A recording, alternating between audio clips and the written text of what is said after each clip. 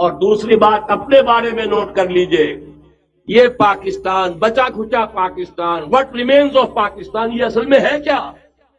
مولانا بہت خوبصورت انداز میں فرما رہے تھے یہ 313 نہیں تھے، اسلام تھا۔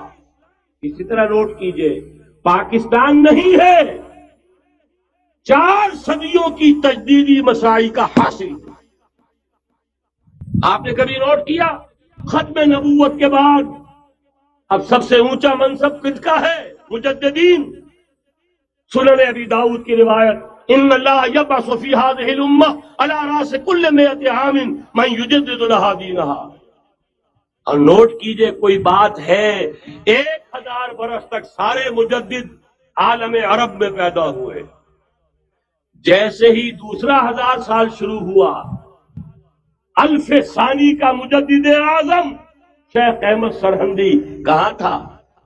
صنم خانہ ہند میں حاضر ہوا۔ میں شیخ مجدد کی لحد پر، وہ خاک کے ہے زیر فلک مطلع انوار، گردن نہ جھکی جس کی جہانگیر کے آگے، جس کے نفس گرم سے ہے گرمی آرات۔ وہ پھر 12ویں صدی کا مجدد اعظم امام الہند شاہ ولی اللہ دہلوی، 13ویں صدی کا مجدد اعظم سید احمد بریلوی، اس کے خون کا امین اور اس کے ساتھ کے شہداء کے خون کا امین، ان کے جسموں کا امین آپ کا خطہ ہزارہ، آپ کا خطہ سوات، اس میں ان کی جانیں ہیں جو دی گئی ہیں۔ اور وہ نہایت میں آپ سے عرض کر دوں، دور صحابہ کے بعد اتنا خالص اسلامی جہاد پوری مسلمان تاریخ میں نہیں ملے گا جتنا وہ تحریک شہیدین کا۔ 14ویں صدی ہجری میں شیخ الہند جیسا مجاہد اعظم کہ انگریز نے گرفتار کر کے قید بھی کیا ہے، تو کہاں ہندوستان میں نہیں، کہاں جزیرہ مالٹا بحر روم میں۔ اقبال کے نفس سے ہے لالے کی آگ تیز، ایسے غزل سرا کو چمن سے نکال دو۔ کہیں ہندوستان کی کسی جیل میں ہوا تو شاید اس کے نفس کی گرمی ہی سے کوئی حرارت پیدا ہو جائے۔ اور اسی صدی میں 14ویں صدی ہجری میں اقبال جیسا مفکر، اسی 14ویں صدی ہجری میں مودودی جیسا مصنف، اسی 14ویں صدی ہجری میں مولانا الیاس جیسا مبلغ رحمہم اللہ، عظیم شخصیتیں آج پورے عالم اسلام میں آپ کو تبلیغی دوست ملیں گے۔ یہ کہاں سے شروع ہوئی تحریک؟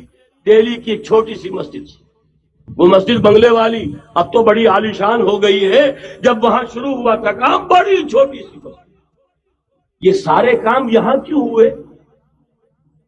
پورا عالم اسلام آزاد ہوا، کہیں نعرہ اسلام کا نہیں لگا، کہیں عرب قومیت پر، کہیں کسی اور عصبیت پر تحریکیں چلی ہیں، صرف تحریک پاکستان تھی کہ پاکستان کا مطلب کیا؟ لا الہ الا اللہ۔ کوئی سبب ہے کہ یہاں قرارداد مقاصد پاس ہوئی، حاکمیت اللہ کی ہے کہ اکبر نام لیتا ہے خدا کا اس زمانے میں۔ یہ سارا ماضی سامنے رکھیے اور حضور کی دی ہوئی پیشن گوئیوں کا مستقبل سامنے رکھیے، ان دونوں سے ثابت ہوتا ہے اس خطہ ارضی سے کچھ ہونا ہے۔ اگرچہ بھٹکے ہوئے ہیں لیکن کبھی بھولی ہوئی منزل بھی یاد آتی ہے راہی کو، اور بھٹکے ہوئے آہو کو پھر سوئے حرم لے چل۔ اس کی ضرورت ہے مسلمان کو، پھر اس کا مقصد یاد دلایا جائے۔ پاکستان اس لیے نہیں بنایا گیا تھا کہ ہمارے ہاں ٹاٹے اور برلے نہیں تھے تو ہمارے پاس اس کے بھی باپ وجود میں آ جائیں، اس لیے تو نہیں بنایا گیا تھا۔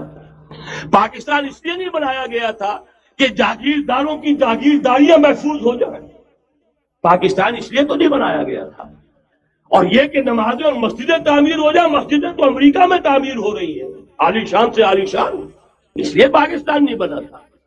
آج بھی مسلمان، میں معذرت سے عرض کر رہا ہوں مولانا سے، آج بھی بھارتی مسلمان کی ایوریج نمازی ہونے کے اعتبار سے پاکستانی مسلمان سے کہیں بہتر ہے۔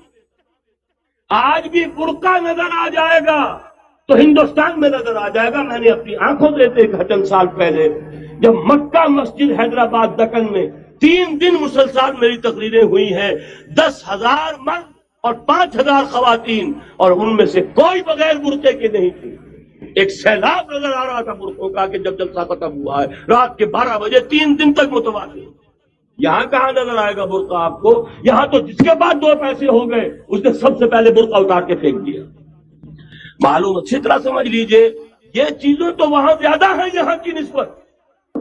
اصل ضرورت تھی کہ یہاں اس نظام کو قائم کیا جائے، وہ نظام عدل اجتماعی، وہ جس میں حریت ہو، جس میں عام آدمی بھی خلیفہ وقت کو ٹوک سکے. یہ کرتا کیسے بن گیا؟ ایک خاتون بھی کھڑی ہو کر دامن پکڑ لے، عمر تمہیں کیا حق ہے کہ ہمارے مہر کے اوپر پابندی لگا رہے ہو، جبکہ اللہ نے نہیں لگائی. اللہ قرآن میں قنطارہ کا لفظ استعمال کر رہا ہے.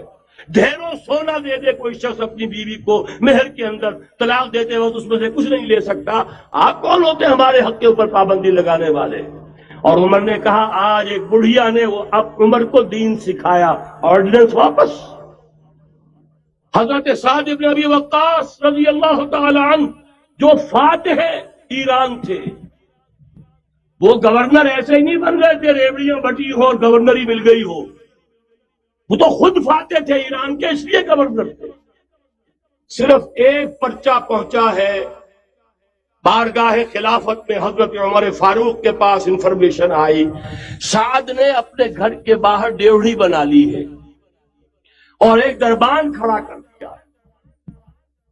حضرت بلال کو بھیجا ہے رقعہ دے کر، اور یہ حکم تھا کہ بلال پہلے تو جاتے ہی ڈیوڑی میں آگ لگا دینا، پھر یہ رقعہ دینا میرا. اور رقعے میں لکھا ہوا تھا اے سعد، لوگوں کو ان کی ماں نے آزاد جانا تھا، تم نے انہیں اپنا غلام کب سے بنا لیا ہے. یہ دربان کھڑے کر دیا اپنے آگے. وہ حریت، وہ مساوات کہ جا رہا ہو خلیفہ وقت اور چارج لینے جا رہا ہے بیت المقدس کا، کوئی ذاتی علاج کے لیے نہیں جا رہا، سیر و سیاحت کے لیے نہیں جا رہا، چارج لینے کے لیے. بالکل سرکاری وزٹ ہے، آفیشل وزٹ ہے، اسٹیٹ وزٹ ہے. اور حال کیا ہے؟ 700 میل کا فاصلہ طے کرنا اور ایک اونٹنی، کوئی انٹوریج نہیں، کوئی خدم و حشم نہیں، کوئی جمبو جٹ بھرے ہوئے نہیں، کچھ نہیں. ایک اونٹنی، ایک خادم.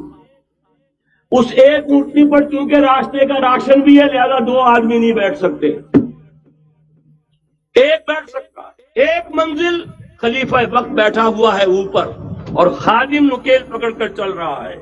اگلی منزل خادم اوپر بیٹھا ہے اور خلیفہ وقت عمر بن الخطاب رضی اللہ تعالی عنہ اور وہ آگے آگے نکیل پکڑ کر چل رہے ہیں. یہ نظام چاہیے آج اور انسانی کو. اس کے انتظار میں، اس کی تلاش میں نوع انسانی نے کتنے تجربے کر لیے، کیسی چھلانگیں لگائیں. ملوکیت ختم کی، آسمان سے گرا کھجور میں اٹکا. جمہوریت آئی نام نہاد، لیکن وہ سرمایہ دارانہ نظام بن کر آگے سے بڑھ کر لعنت بن گئی. پہلے جاگیردار مسلط تھا، اب سرمایہ دار کارخانے دار مسلط ہو گیا. اس سے نکلنے کے لیے زور لگایا، کمیونزم کی طرف گئے، چھلانگ لگائی، اب ایک پارٹی ڈکٹیٹر بن کر بیٹھ گئی.